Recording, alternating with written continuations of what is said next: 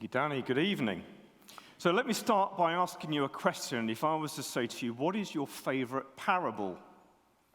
I wonder what you might answer. Some of you might say, for example, the parable of the Good Samaritan, or maybe the prodigal son, or maybe the parable of the sower. But maybe not many of you would mention this parable. On the face of it, when we read this parable, it would seem that this is a parable about prayer. Two men go up to the temple to pray.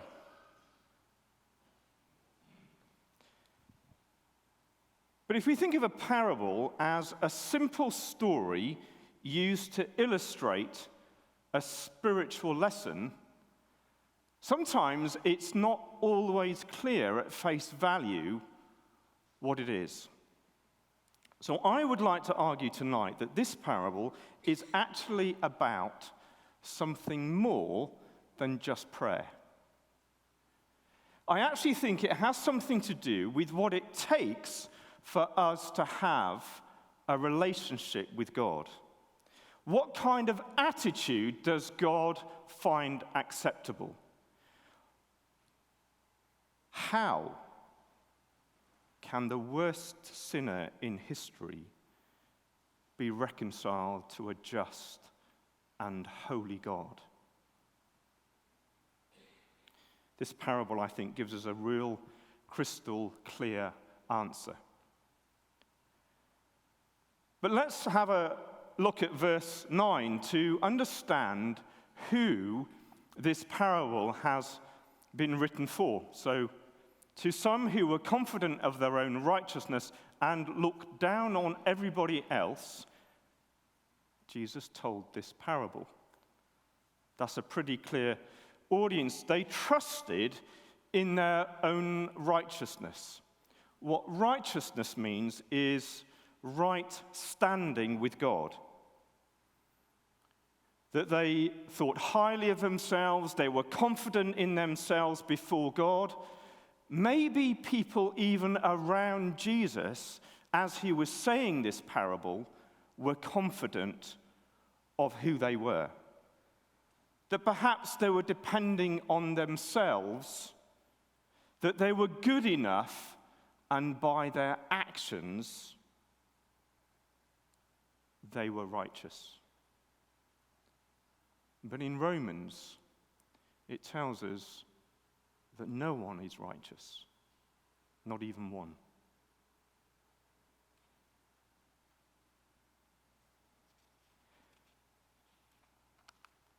The other group of people Jesus talks about is those that look down on others, who they say view with contempt. I would argue that this flows out of the first, if people are looking down on others. Contempt means having less inherent value than you do, less worthy, less valuable, less inherent value, less worthy, less valuable. So into this background for those people who trusted their own righteousness, who looked down on others, Jesus tells this parable. And first of all, we are introduced to the Pharisee.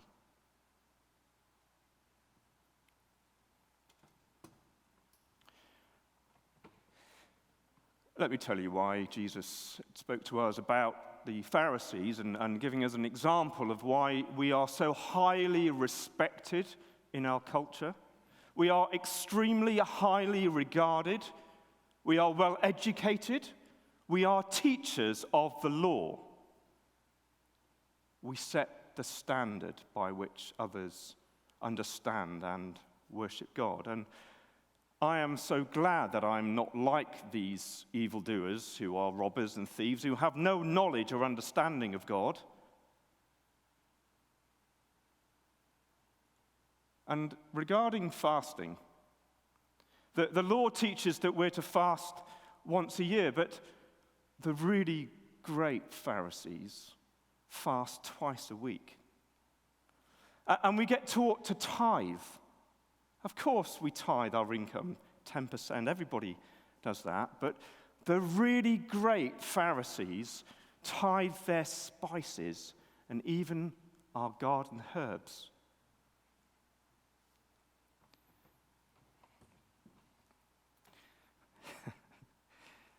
If for those crowds who were watching and would have heard Jesus talk about this Pharisee, they would have smiled a bit. There would have been a little bit of a kind of a caricature, but there's also that little bit of truth in what you hear and what we hear and what they say. But what Jesus is saying, these Pharisees are, if you like, points counting the things that they do to make them good in the eyes of God. And I would say there are probably millions of people in this world who count themselves with the good that they do to be righteous in the eyes of God. They think being good and doing all these things is the right thing. But interestingly, did you hear the language? When the parable is read, God, I thank you that I am not like. Some translations actually say that when Jesus is talking about the Pharisees saying, God, I thank you, that he's actually speaking about himself. That the Pharisee actually sees himself as God. And isn't it interesting when we think we have the answers, doctrine, law, reputation, success, stuff, we actually feel we have no need for God.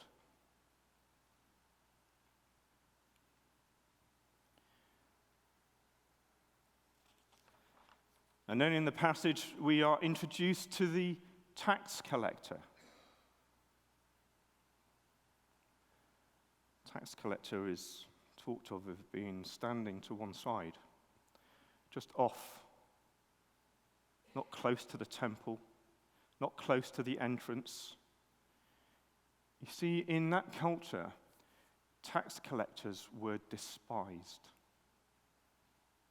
They were perceived as the lowest of the low. The job they had of collecting taxes, as a Jew themselves, they would collect taxes from other Jews. They would charge more on top. And they became extremely rich.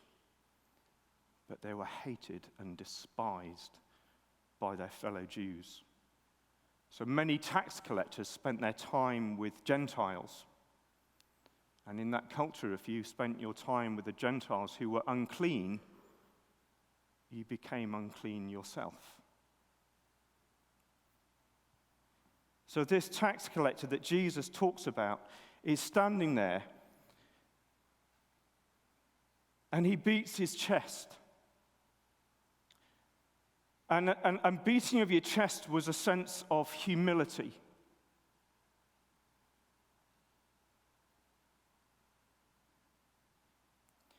And it says he's not even able to lift his eyes up to a holy God.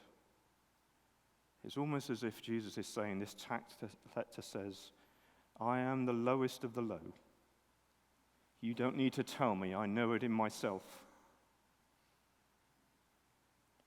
They don't hate me enough. The life I've led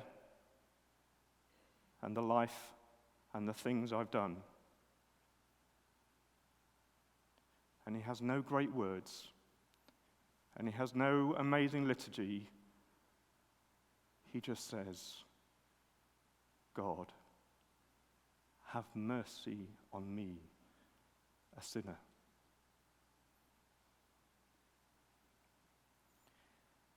I have nothing else to try. I cry out to you, God, in mercy.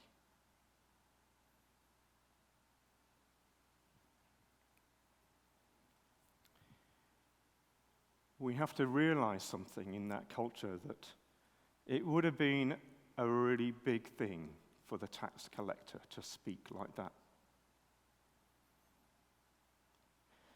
To ask in faith for forgiveness. He was a sinner, and he knew it.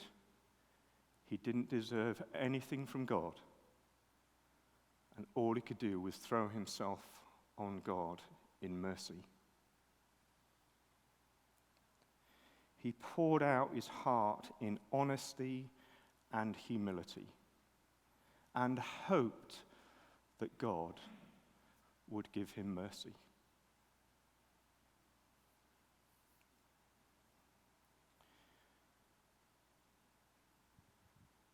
The Pharisee, the tax collector. I was thinking to myself, who do I more readily relate to?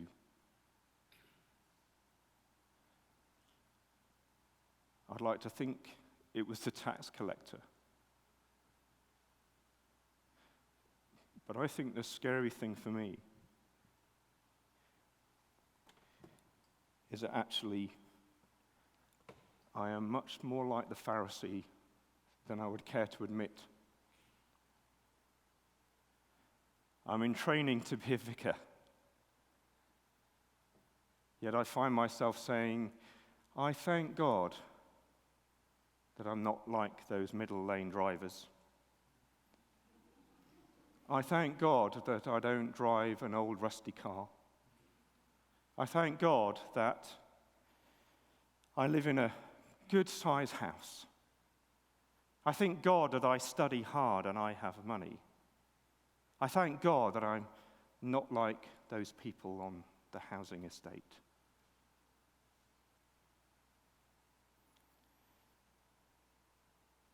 I thank God I'm not like that homeless person. I fast occasionally. I've been to church twice today. And I think actually I read my Bible quite regularly. I thank God I'm not like those people who don't come to church. I don't know, is it me? I don't know if I'm the only one.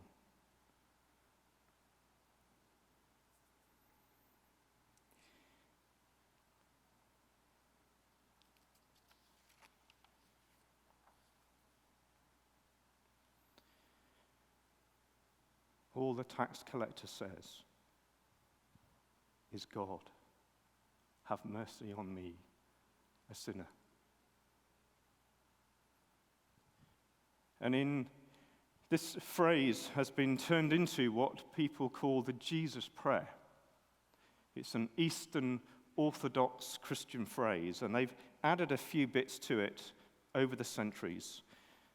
It says, Lord Jesus Christ, Son of God, have mercy on me, a sinner.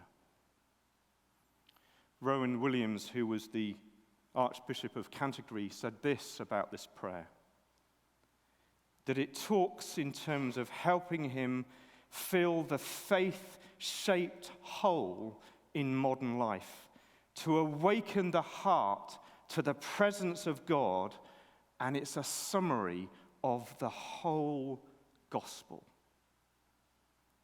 It starts, Lord Jesus Christ. The name that saves, the name that is above every other name in heaven and under the earth. The focus is on God, not on you or me. It includes the request for mercy. It reminds us about who we are, that we're not reliant or focused on ourselves or our righteousness, but our daily need to come to God in humility. We're in the middle of Lent. There's no better time, because we're encouraged to reflect on our own sinfulness, to express sorrow. and to remind us that Jesus brings freedom from sin. So what I'd like us to do is just for a moment have the words on the screen and just take a moment to read those words slowly and say, God, what do you want to say to me? Let's just do that quietly for a moment.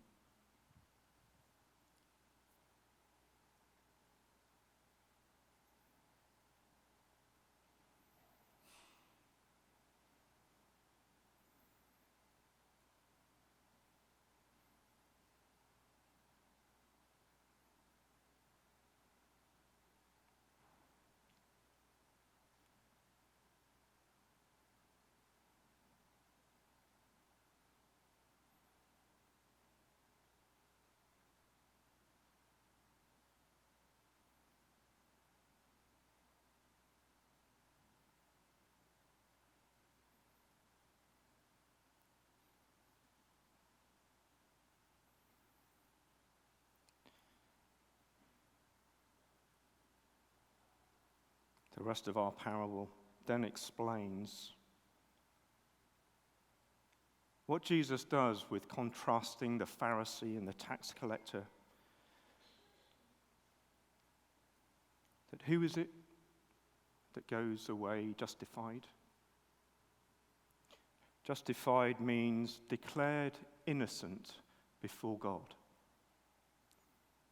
not by our own merit or righteousness, not based on the amount of points we accumulate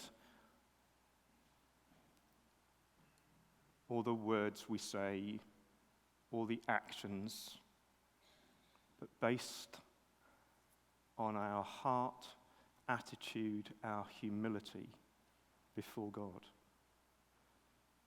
It was not the Pharisee, but the tax collector who went home not having his prayers answered, but going home forgiven, having received the love and acceptance of a God who loves him and gave him mercy. I wonder what impact that would have had on the Pharisee. I wonder what impact it would have had on the adulterers, the thieves, the tax collectors who would have been present. That they too can be forgiven. That they too can be made right with God.